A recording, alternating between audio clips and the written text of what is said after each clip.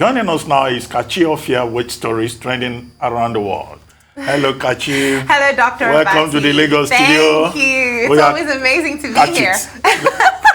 Catch it now and take it away. Hello, Adesua. How are you doing? Great to see you. Great to see you too. Hello, Rufai. It's great to have you as Kachi, well. how are you? Good to see you. I'm fantastic. All right, let's begin. Now, we're going to begin with a story that's been trending all weekend. More than 300 cows, over 50 private planes in 2 airports, blocks of money being sprayed as nightclub owner Obi Cubana, popularly known as Obi Cubana, buried his mother.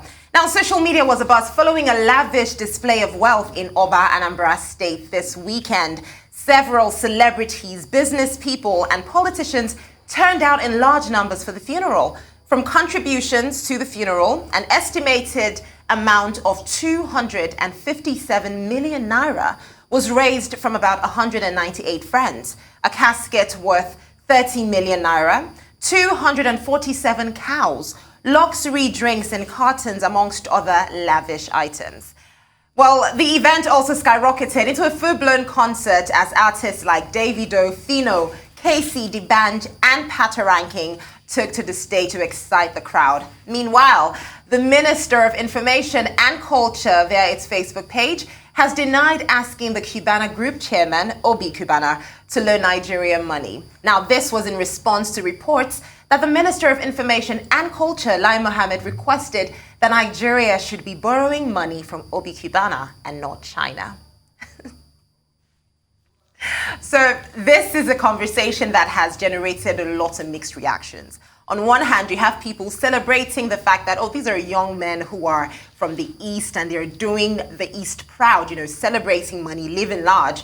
And then on the other hand, you have people who believe that, listen, we just came off the back of a pandemic. This is definitely not the time for this lavish show of wealth. And they also strongly believe that this money, who knows where it was gotten from, but people who actually work so hard do not spend as much as they need. Because when I'm talking money was being sprayed, you know how normally you spray Naira notes? People were spraying bundles, so you have a 50,000 Naira bundle. So that's how the money was being sprayed. So it was nothing like, they're calling this the most fancy or the most luxurious burial ever that has happened in Nigeria. Even if that's still in contention, because people say Mike Adenuga's mother's burial was a lot more extravagant.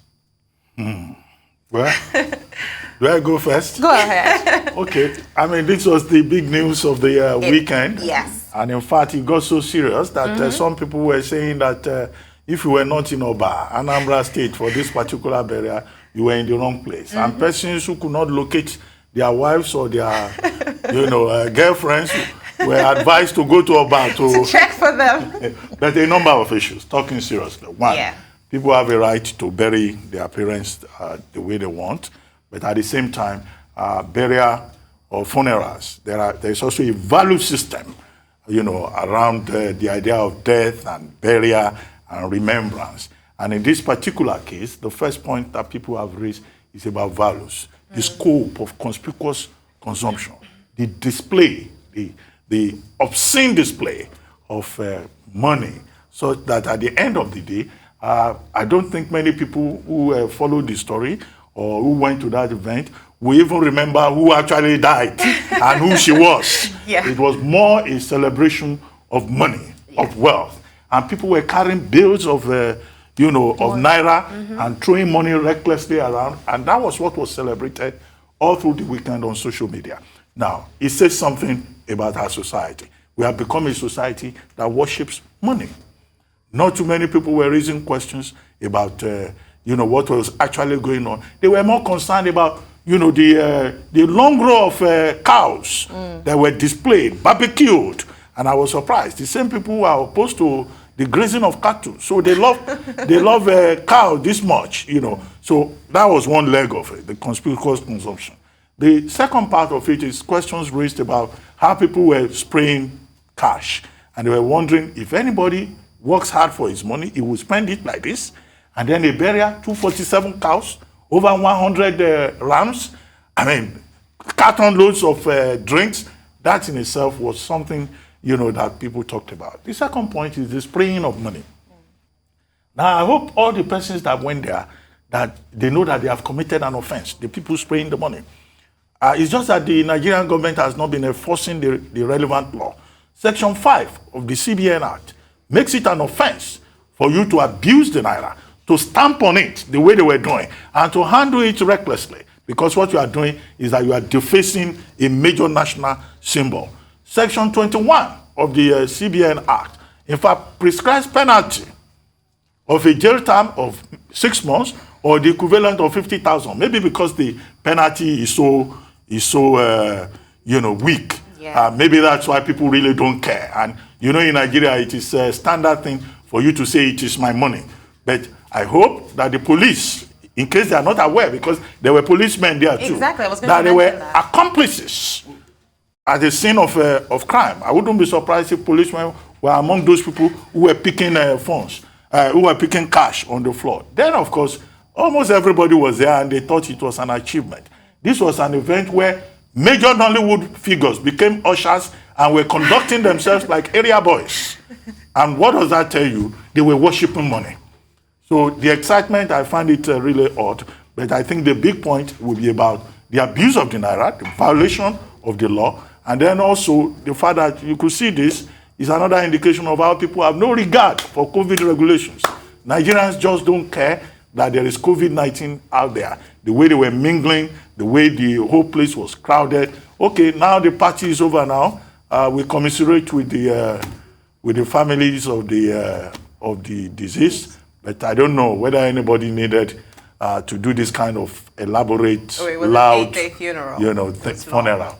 And I hope at the end of the day, they will remind us of who actually died and who she was and what exactly that they are celebrating so loudly. I even heard that one of the sons of the deceased, the chain on his neck was 50 million naira. Oh, absolutely. He was actually a diamond-encrusted image of his mother that he had. It was actually Obi Cubana that had the diamond-encrusted image of his mother in a necklace. He went with a bracelet as well and a ring. So it was quite luxurious, Dr. Bati. Incredibly luxurious.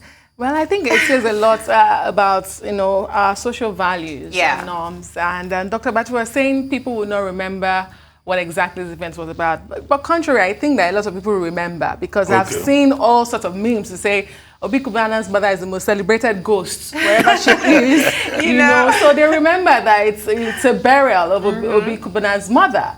However, I don't totally agree with the way this celebration was done, even though everybody has a right to bury their beloved ones the way they like.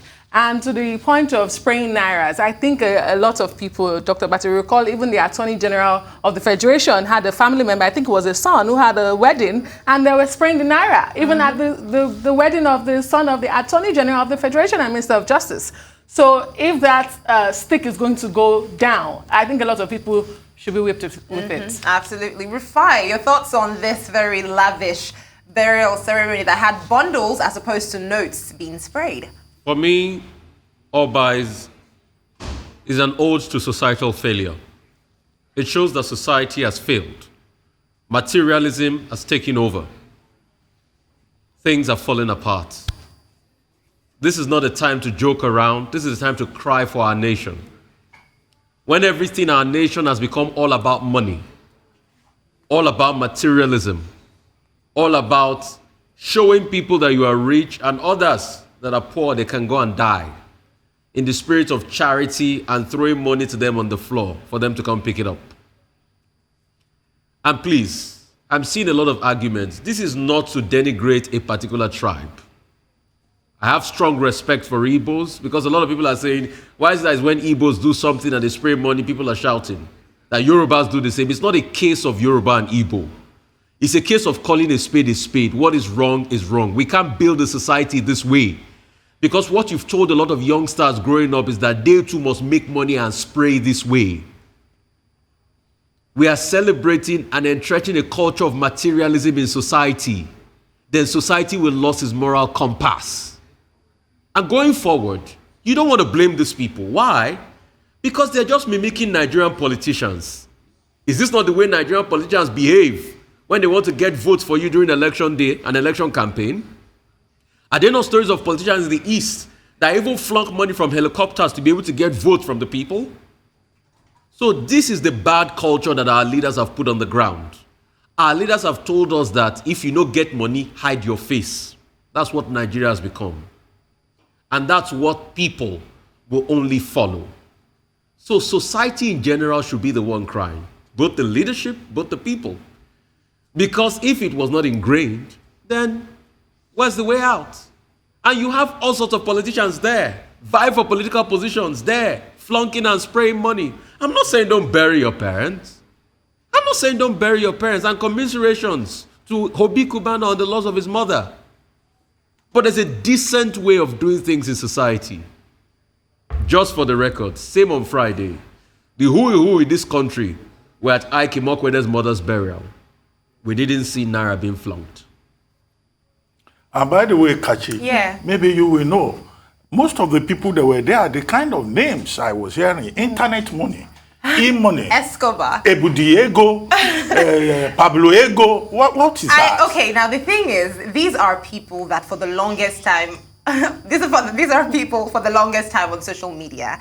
They have identified with the amount of money that they have. For instance, E-Money, he has been known for the longest time as a man who loves to live a very luxurious life. He has a very big house. He has a fleet of cars. There was another name on the list, especially from the list of people who contributed. There was a name that contributed about 100 million naira to this funeral. So, these people love to identify with the amount of money that they have, and that's what it is. And some people even said that, well, it's because Obi Cubana has a good heart. Well, I hope Obi Cubana, that the relevant tax authorities will go and meet with him so that he will give a proper account and he will pay tax on the money on all of that 275 million you called it.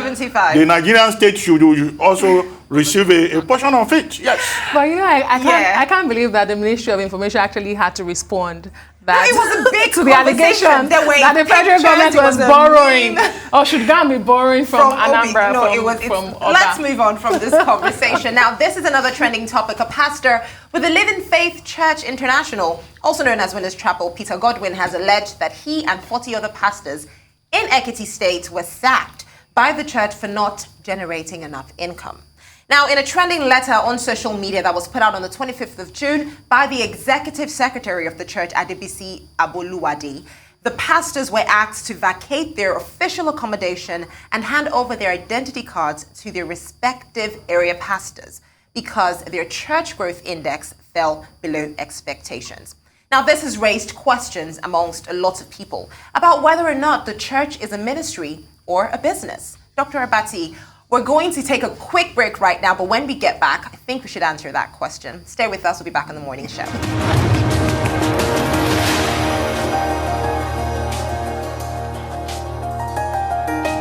Welcome back to the morning show here on Arise News. Just before the break, we were just speaking on the Living Faith pastor who was fired as a result of his low growth index. And Dr. Abati Adesuwarifai, I was asking, the question now is, has ministry, the service of ministry, become a business, or is it a service to God? Based on the fact that this man had to give up his accommodation, he had to basically give up whatever appurtenances came in with the responsibility that he was giving.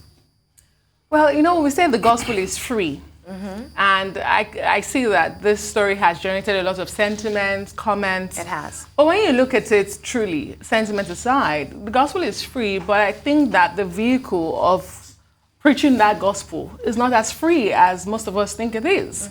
Churches run as any other venture would run. You're running on generators, they're paying, they are doing other social, community social services. So they're spending money. How do they make that money? Some would say yes, from tithes, from donations, and we have branches opened. So should a church who has been open not meeting the performance index be left to open? Is the pastor not receiving salaries? Those are some of the questions we need to look at when we take away sentiment. So what should happen when these branches are open and they are not meeting their so-called performance index? Who then runs these churches? What happens to them? There are questions we need to ask and put sentiment aside.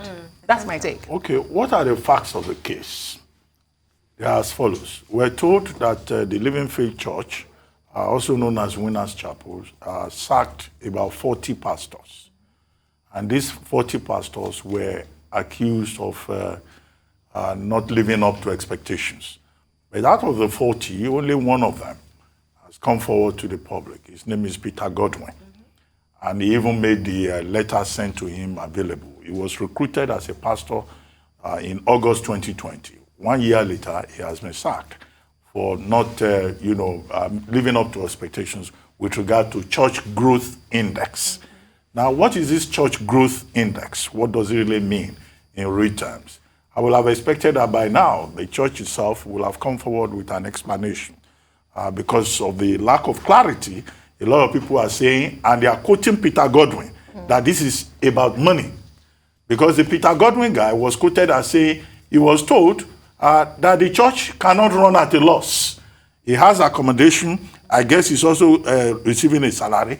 And he said he was told that he should be able to generate enough to be able to pay for his own welfare and accommodation so that he will not be a liability to the church.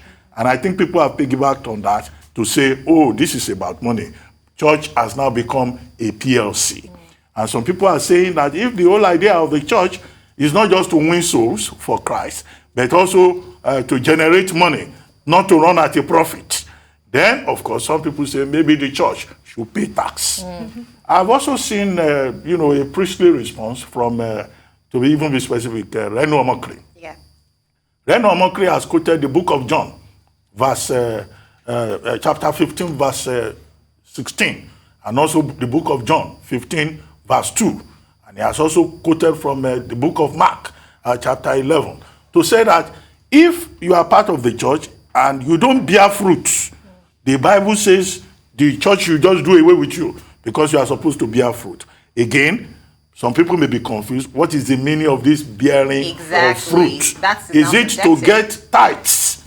To get what percentage do they usually ask for? 10%. Is it 10% or 15%? Yes. 10%. Yes. Okay, you have also been given 10% to the church. So these are the issues involved there. But I think religion is a very sensitive thing. Yes. I don't want to go the way of condemning any church. If you are running your church, if it's a business and you don't want to run at a loss, if the congregation believes that, okay, that is what they want to do, yes, everybody is at liberty to go and pay tithe to the church or to support the church. But many people will be confused that ordinarily you think church leaders are just there to win souls and that it's not a business that must run at a profit. If that can be established, then churches should begin to pay tax. Rufai, another significant part of that letter was the fact that they said with immediate effect. So it's not even as if the man had ample time to prepare to leave. What are your thoughts on this situation? I mean, so if there are key performance indices, at first I would like to see the pastor's appointment letter and the kind of contract he was given. Because this has become like a labor matter now. And what were those indices set aside for him to meet? Key performance indices. Did he meet them? Did he not meet them? And then what was the laid down procedure for the labor disputes?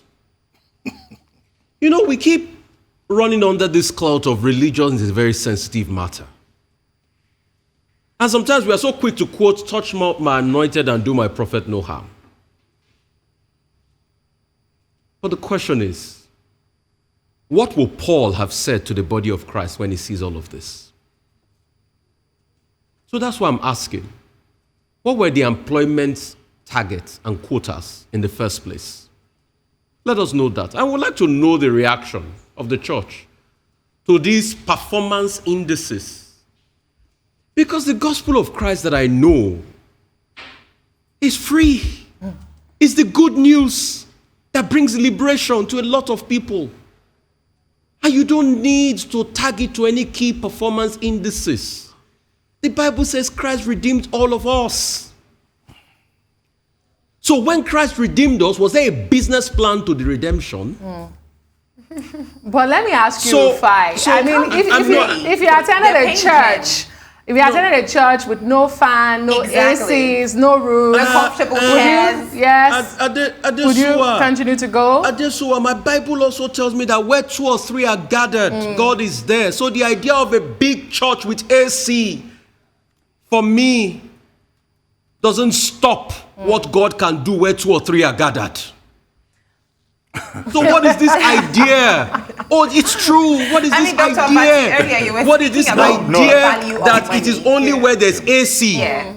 That's where God is. Because that's the system we God created. is there even if you have a thatched roof in the bush. So we need to really know who God is. And that's why I'm asking. But if you know there's also class in church. No, wait a minute. And there is hierarchy in everyone. If salvation is free, if Jesus said salvation is free, then did we attach a business plan to the dispensation of salvation? There are pastors who preach what they call the prosperity gospel. Yes. That their God that they worship does not promote poverty, and that it promotes prosperity. So that's why some pastors have private jets. They have to buy aviation fuel for those private jets. And it has to cost And money. pay for the hangars. And the church, if you go to a church and there's no light and you know no electricity supply, you won't be comfortable. So they have to buy very big, giant generator. Dr. Abati, I like how you're emphasizing on specific things, big, giant. Let's move on. But isn't it a reflection of our society? It is. It's all about money. Speaking of our society, pollution is definitely a big issue within that society. Dela Momodu opened up on Instagram about the dilapidated state of the $1 billion Oshodi Railway Point. Now, he did this on Instagram, highlighting the fact that it is now an open access all the way. People have begun selling tomatoes on the line, and there is excess waste everywhere, which would explain the flooding of the line. And of course, the slow movement of the train. Let's take a look at that video. Slowing down the train movement. Everywhere is flooded. This is Oshodi. The train has been on standstill for over 2 hours. See, so unfortunate. Dr. Abati, many are saying that this is not something that the government should also be blamed for, because this is a clear case of pollution and the mismanagement of facilities that have been provided. Well, but there's also something about maintenance. Yes. You know, rail lines, have been provided across parts of the country. But these rail lines, they are, attacked by people. They're removed. They're mismanaged. In this particular case of Oshodi, that rail line around Oshodi has been turned into a mini market at certain hours of the day. You see people selling right on top of it, And then, of course, there's also the problem of drainage. Yes. So even when we provide infrastructure, we do not maintain that infrastructure in such a manner that it could be of better use to the people. And it's not just about rail lines. It's a general thing in Nigeria. Once the contract has been awarded, the thing has been done. In fact, this Oshodi area, there is a section of it that is like a public toilet. And people go there, they throw all kinds of things there, and there's nobody to make sure that public infrastructure is protected. And yet, we have a department of government, I think it's civil defense. Part of the responsibility of civil defense is to help maintain and protect, public infrastructure, and to prevent people from turning rail lines into mame market in the evenings. It's a mess. Well, Rufai Adesuwa, Dr. Abati, thank you so much. That will be all. Thank you very much, Kachi. You are doing well. Thank you.